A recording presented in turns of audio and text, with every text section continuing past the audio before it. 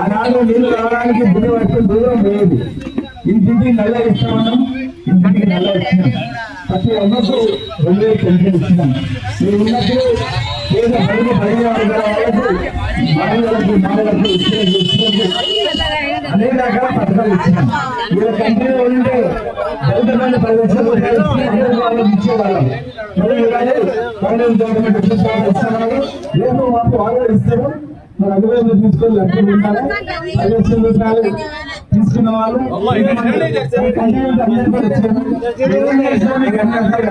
తెలుసు.